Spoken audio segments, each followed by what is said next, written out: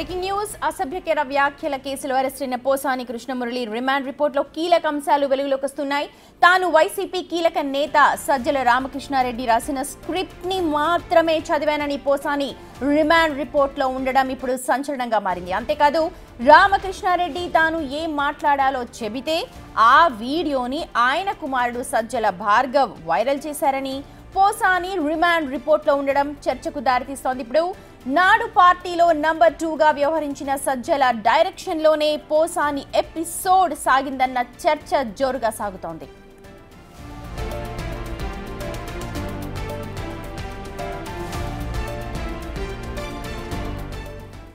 Right, సంచలనంగా మారిన ఈ సబ్జెక్ట్ సంబంధించి మరింత సమాచారం మా ప్రతినిధి దామోదర్ లైవ్ లో అందిస్తారు. దామోదర్, నిజంగా సంచలనంగా మారుతోందని చెప్పాలి. ఎందుకంటే ఒక డైరెక్షన్ లో మాత్రమే డైరెక్ట్ చేసిన సజ్జల భార్గవ్ కావచ్చు, సజ్జల రామకృష్ణారెడ్డి కావచ్చు, వాళ్ళు డైరెక్ట్ చేసిన దానిలో ప్రకారమే నేను స్క్రిప్ట్ చదివానని చెప్పి క్లియర్ గా రిమాండ్ రిపోర్ట్ లో ఉంది. ఏం మాట్లాడుకుంటున్నారు? రాజకీయ వ్యూహం ఎలా ఉంది అక్కడ?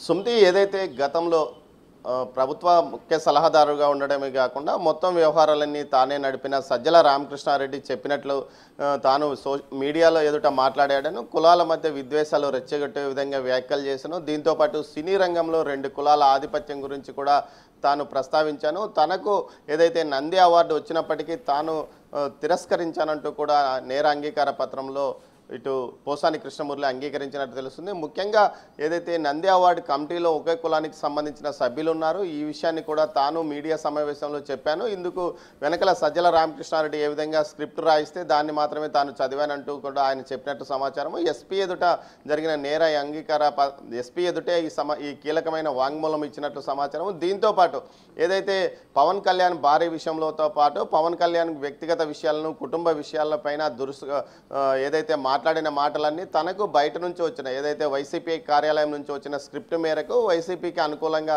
తాను మాట్లాడినట్లు కూడా చెప్పాడు. ఈ విషయాలన్నింటినీ సోషల్ మీడియాలో సజ్జల భార్గవ్ సోషల్ మీడియా ప్లాట్ఫామ్స్లో వైరల్ చేయడం జరిగింది. అదేవిధంగా సర్క్యులేట్ చేయడం కూడా జరిగిందంటూ కూడా ఆయన తన నేర అంగీకార పత్రంలో ఒప్పుకున్నట్లు సమాచారము. మొత్తం మీద అయితే పోసాని కృష్ణమురళి మాట్లాడిన ప్రతి మాట వెనుక వేరెవరు ఉన్నారు. దీంతోపాటు తనకు ఎఫ్డిఐ ఏదైతే ఫిలిం బోర్డు కార్పొరేషన్ చైర్మన్గా తనకు 3,20,000 రూపాయలు ప్రభుత్వం నుంచి వేతనం కూడా అందింది. అందుకోసమే తాను పార్టీ కోసం పనిచేశానంటూ కూడా చెప్పుకొచ్చారు. మొత్తం మీద అయితే 11 పేజీల ఈ రిపోర్ట్లో మొత్తం తాను ఏ విధంగా ఈ వ్యవహారానికి పాల్పడింది, తాను ఎందుకు చేయాల్సి వచ్చింది అన్న విషయాలను కూడా ఆయన అంగీకరించినట్లు సమాచారము. పెద్ద మనుషుల సమక్షంలో ఆయన ఈ విషయంలో సంతకాలు కూడా చేశాడు.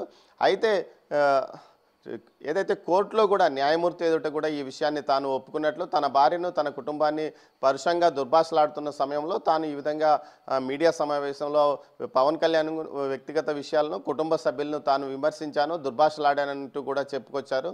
మొత్తం మీద ఇది 2-3 సార్లు న్యాయమూర్తి ఎదుట ఒప్పుకున్నట్లు కోర్టులో ఒప్పుకున్నట్టు తెలుస్తుంది. అదేవిధంగా ఆయనకు 14 రోజుల పాటు రిమాండ్ విధించారు. రాజంపేట సబ్ జైలుకు తరలించారు. ప్రస్తుతం ఆయన రాజంపేట సబ్ జైల్లో ఉన్నారు. ఈరోజు పోలీసులు మరోసారి కస్టడీ పిటిషన్ను దాఖలు చేయనున్నారు. అయితే కస్టడీ పిటిషన్ దాఖలు చేయకముందే బెయిల్ పిటిషన్ దాఖలు చేయాలంటూ పోసాని న్యాయవాదుల బృందం ప్రయత్నిస్తుంది. ఒకవేళ కస్టడీ పిటిషన్ ముందుగానే దాఖలు చేస్తే మాత్రం ఖచ్చితంగా ఆ పిటిషన్ మీద విచారణ జరిగి న్యాయమూర్తి నిర్ణయం వచ్చే వరకు బెయిల్ పిటిషన్ దాఖలు చేసే అవకాశం లేదు. మొత్తం మీద అయితే గతంలో ఎవరు ఏం మాట్లాడినా వైసీపీలో కీలక నాయకులుగా ఉన్న వ్యక్తులు బయట దామోదర్ ఇప్పుడు ఇంతకు ముందు అంతర్గతంగా మాట్లాడుకునేవాళ్ళు, కానీ ఇప్పుడు ఏదైతే పోసాని కృష్ణమురళి రిమాండ్ రిపోర్ట్ లో ఇచ్చారో దీంతో ఒక్కసారిగా రాజకీయాలపై ఎఫెక్ట్ ఖచ్చితంగా కనిపించే అవకాశం ఉంది. ఎలాంటి రాజకీయ పరిణామాలు ఉండే అవకాశం ఉంది ఈ రిమాండ్ రిపోర్ట్ ఆధారం చేసుకొని? ఇప్పటికే చర్చ అయితే జోరుగా జరుగుతుంది.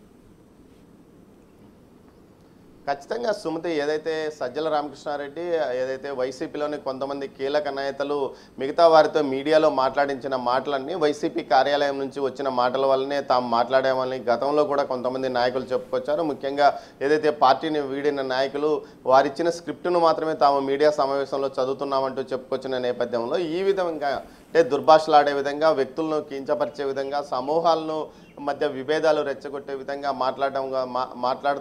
మాట్లాడించారు అన్న విషయాలు ఇప్పుడు ఏదైతే పోసాని కృష్ణమురళి ఇచ్చిన నేర అంగీకార పత్రంలో బయటపడింది. మొత్తం మీద అయితే వీటి ఎంత వెనక ఎవరు ఏం మాట్లాడినా మూల సూత్రధారి మాత్రం అక్కడ తాడేపల్లి వైసీపీ కార్యాలయం నుంచి సజ్జల టీం నుంచి వచ్చిందంటూ కూడా ఇప్పుడు ప్రచారం జరుగుతున్న నేపథ్యం. మొత్తం మీద అయితే సజ్జల రామకృష్ణారెడ్డి యొక్క ఏదైతే ఆయన చెప్పిన సూచనలు సలహాల మేరకే తాము ముందుకెళ్ళాము, మీడియా సమావేశాల్లో మాట్లాడాము, అదేవిధంగా కులాలు వర్గాల మధ్య విద్వేషాలు రెచ్చగొట్టే విధంగా మాట్లాడాము.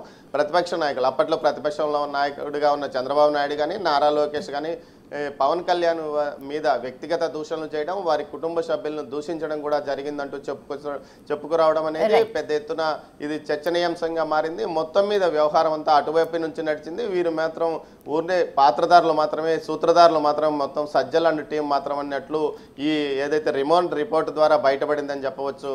Sumathi. Right Damodar, thank you so much. మొత్తానికి పోసాని కృష్ణమురళి రిమాండ్ రిపోర్ట్ ఇప్పుడు సంచలనంగా మారిందని చెప్పాలి. ఎందుకంటే డైరెక్షన్ ఒకరు చేశారు, మేము కేవలం పాత్రధారులు మాత్రమే వాళ్ళు చెప్పిన డైరెక్షన్ లోనే మాట్లాడాం, వ్యక్తిగత విషయాలు ఏవి కావు అని చెప్పి పోసాని మురళి రిమాండ్ రిపోర్ట్ లో ఏవైతే అంశాలు జోడించారో ఇప్పుడు ఇది పెద్ద దుమారాన్ని రేపబోతోందని చెప్పాలి.